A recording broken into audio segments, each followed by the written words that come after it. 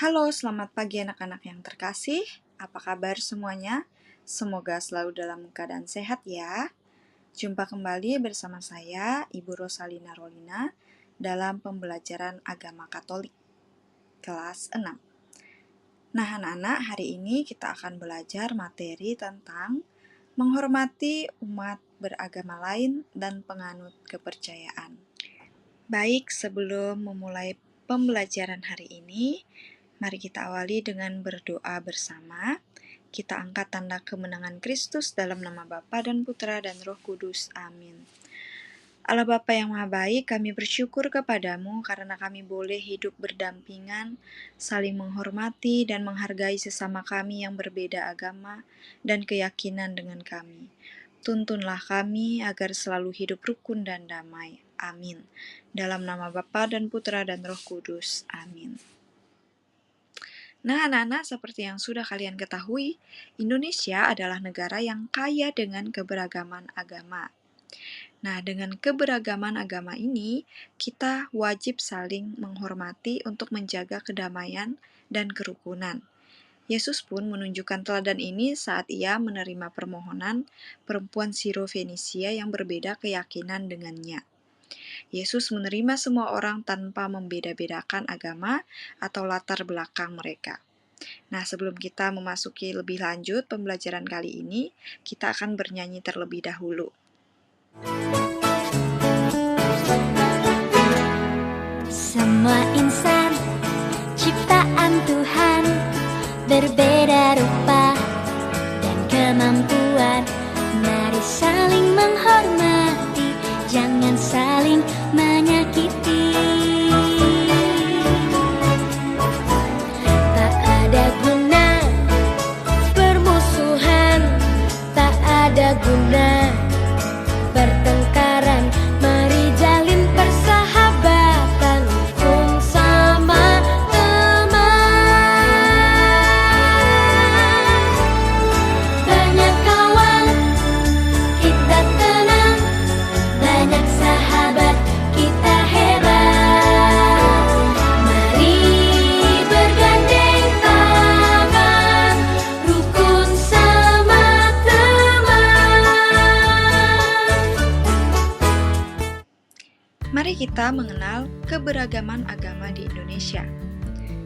Indonesia memiliki 6 agama yang diakui negara, yaitu Islam, Katolik, Protestan, Hindu, Buddha, dan Konghucu. Masjid adalah tempat ibadah umat Islam, tempat mereka sholat dan beribadah kepada Allah. Gereja Protestan adalah tempat ibadah umat Kristen Protestan untuk memuji dan menyembah Tuhan.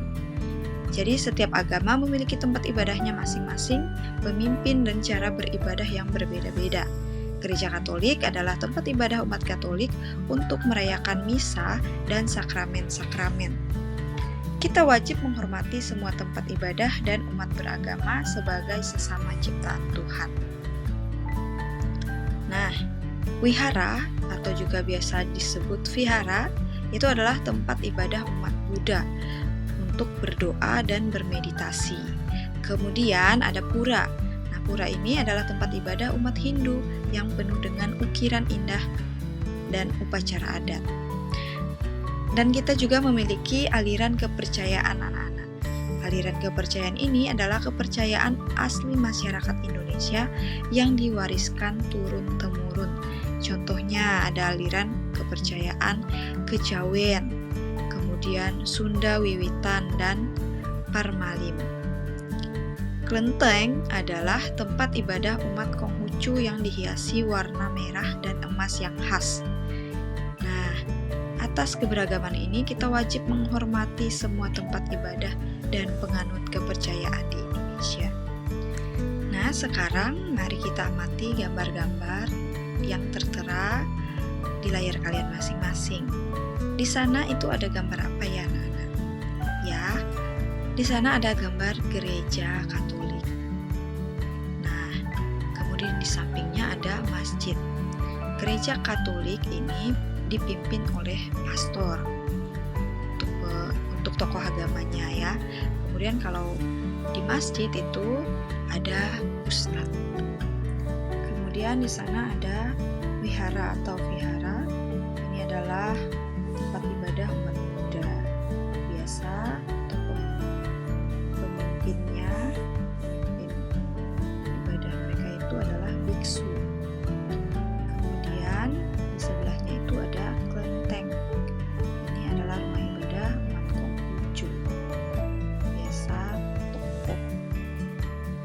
tokoh agamanya itu ada Shueshi. Nah, selanjutnya adalah gereja Protestan. Jadi gereja ini adalah tempat ibadah umat Protestan.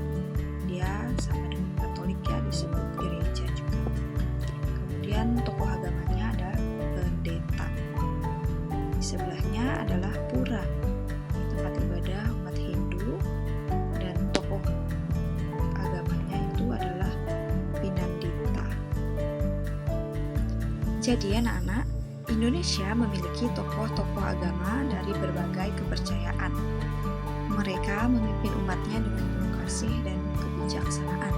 Kita wajib menghormati semua tokoh agama sebagai bentuk toleransi. Menghormati tokoh agama lain adalah tanda kedewasaan iman dan sikap saling menghargai sesama ciptaan Tuhan. Sikap saling menghargai dan menghormati membawa kedamaian dan kerukunan antar umat beragama di Indonesia. Nah, sekarang mari kita lanjutkan dengan menonton kisah bagaimana kampung sawah yang memiliki toleransi sangat tinggi di antara mereka di kampung sawah. Kampung Sawah merupakan wilayah yang masuk ke dalam Kecamatan Pondok Melati, Kota Bekasi, Jawa Barat. Sejak puluhan tahun lalu, warga Kampung Sawah hidup rukun dan berdampingan dalam perbedaan agama. Di tempat ini berdiri Gereja Kristen Pasundan yang merupakan tempat ibadah umat Kristen dan Gereja Santo Servasius yang merupakan tempat ibadah umat Katolik. Tidak jauh dari kedua gereja ini, berdiri sebuah Masjid Al-Jauhar dan Pondok Pesantren Yayasan Fisabilillah. Setiap harinya, warga Kampung Sawah terbiasa dengan suara lonceng gereja yang berbunyi saat azan sholat zuhur berkumandang dari masjid. Untuk mempertahankan kerukunan di wilayah ini, para tokoh masyarakat dari berbagai agama aktif membentuk ruang dialog. Ya, kalau kerukunan atau toleransi kehidupan bermasyarakat di Kampung Sawah ini bukan produknya masa kini ya, bukan produk zaman now ya. Tapi itu sebelum saya lahir pun sudah ada.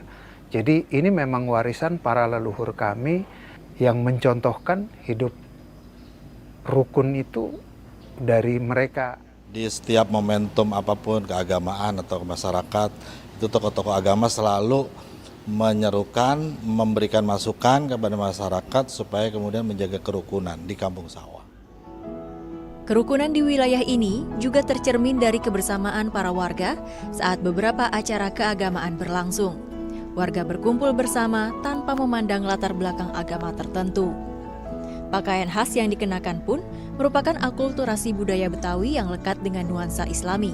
Bahkan beberapa jemaat gereja mengenakan pakaian Betawi yang lengkap dengan kopiah dan sarung. Rasa persaudaraan antar warga yang kuat juga mampu menjauhkan warga dari perpecahan akibat berbagai isu agama yang kerap hadir di Indonesia. Kerukunan dapat tercipta pertama kita saling menghormati dan menghargai. Jadi tidak ada masalah antara umat beragama di sini. Jadi, kita memang diajarkan dari orang tua kita dan nenek kakek kita untuk saling rukun karena kita semua bersaudara. Salah satu tugas yang kini harus diselesaikan oleh warga Kampung Sawah adalah meneruskan prinsip-prinsip toleransi dan kerukunan kepada generasi muda agar kerukunan tetap hidup dalam kehidupan masyarakat Kampung Sawah. Nah, anak-anak, tadi kalian sudah menyimak video bagaimana orang di kampung sawah yang hidup dengan berbagai agama di sana, mereka bisa saling menghormati satu sama lain setiap hari. Mereka ini membuktikan bahwa perbedaan agama bukan halangan untuk hidup rukun dan damai bersama sebagai satu komunitas.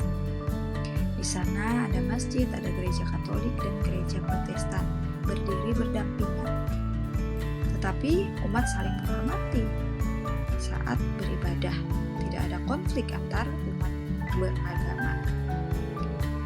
Nah, menurut kalian apa sih yang perlu diteladani dari kisah umat di kampung sawah ini? Nah, sikap yang bisa kita teladani adalah saling menghargai perbedaan keyakinan, gotong royong dalam kehidupan sehari-hari, menjaga kerukunan dan kedamaian bersama. Nah, anak-anak, sekarang ada beberapa pertanyaan yang perlu kalian jawab. Untuk pertanyaan ini tidak perlu dikumpulkan ya anak-anak, cukup kalian jawab di dalam hati kalian masing-masing. Berapa agama yang ada di Indonesia? Coba kalian sebutkan. Sebutkan tokoh-tokoh agama dari 6 agama yang kalian ketahui. Bagaimana kerjasama dan toleransi di kampung sawah? Bagaimana toleransi di tempat tinggal kalian? Sikap apa yang dibutuhkan untuk membangun toleransi antar umat beragama? Silakan kalian jawab. Oke, sekarang anak-anak, mari kita siapkan pikiran kita, hati kita akan mendengarkan kisah kitab suci.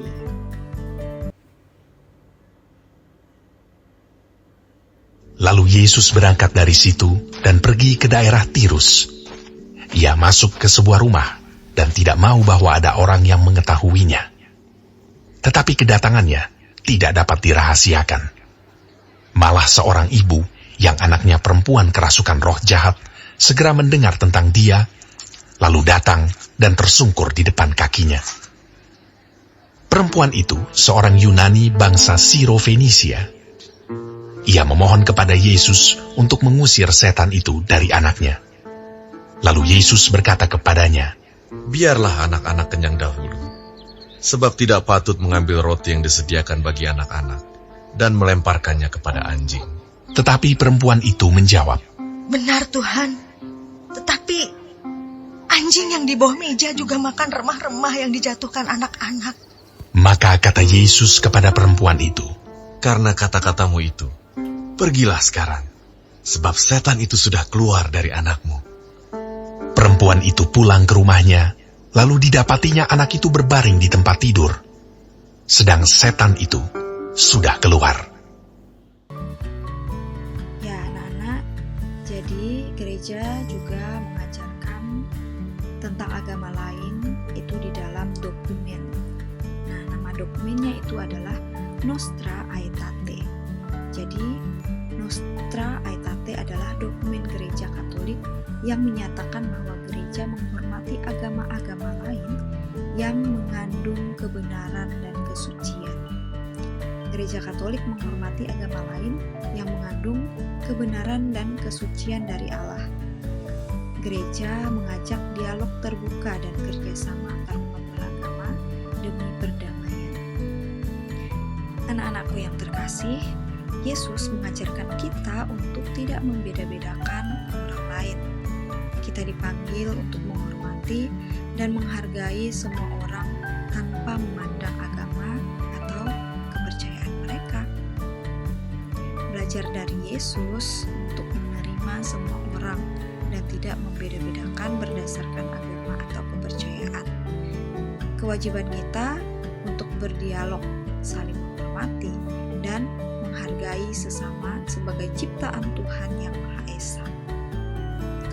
Adapun sikap untuk membangun toleransi antar umat beragama, yaitu saling menghargai antar umat beragama dalam kehidupan sehari-hari, memiliki kesadaran untuk menerima perbedaan agama dan keyakinan, saling mengasihi sebagai sesama ciptaan Tuhan yang Maha Esa, dan menciptakan suasana hidup beragama yang nyaman, rukun, dan damai. Nah, anak-anak, ini adalah pertanyaan refleksi untuk diri kalian yang perlu kalian jawab di dalam hati kalian masing-masing. Silakan kalian jawab di dalam hati kalian masing-masing ya. Apakah kamu bermain bersama teman yang berbeda agama di sekolah atau di lingkunganmu? Apakah kamu memberikan kesempatan kepada teman untuk berdoa sesuai dengan agamanya masing-masing? Apakah kamu pernah mengucapkan selamat kepada teman yang merayakan hari raya agamanya? Oke, sekarang waktunya kalian mengerjakan tugas. Untuk tugas ini, silakan kalian kerjakan di Google Formulir. Kalian bisa masuk ke browser kalian melalui Google atau Chrome dengan mengetik https://forms.gle-56FAOUJADZ-EVXZUF7. Ini bisa langsung kalian ketik dan juga kalian bisa langsung mengklik lewat deskripsi YouTube yang sudah Ibu cantumkan ya. Jadi silakan kalian klik di bagian bawah di YouTube Ibu itu. Nah, di situ akan ada link tugas. Silakan kalian klik, nanti akan muncul tugas yang harus kalian kerjakan. Untuk tugas ini akan Ibu ambil sebagai nilai ulangan harian atau penilaian harian ya anak-anak. Jadi harus mengerjakan semuanya. Ini bersifat wajib. Selamat mengerjakan. Wah, tidak terasa ya anak-anak. Ternyata pelajaran kita hari ini sudah selesai. Sekarang mari kita tutup pembelajaran hari ini dengan doa penutup. Kita ambil sikap doa yang baik. Dalam nama Bapa dan Putra dan Roh Kudus. Amin. Allah Bapa yang Maha Baik, kami bersyukur atas keberagaman yang Engkau ciptakan. Ajarilah kami untuk selalu menghormati dan menghargai sesama kami yang berbeda agama dan keyakinan. Semoga kami dapat hidup berdampingan dalam damai dan kasih. Amin. Dalam nama Bapa dan Putra dan Roh Kudus. Amin. Terima kasih anak-anak sudah belajar bersama Ibu hari ini. Selamat mengerjakan tugas. Jangan lupa tugasnya dikerjakan. Sampai jumpa minggu depan. Tuhan Yesus memberkati. Bye-bye.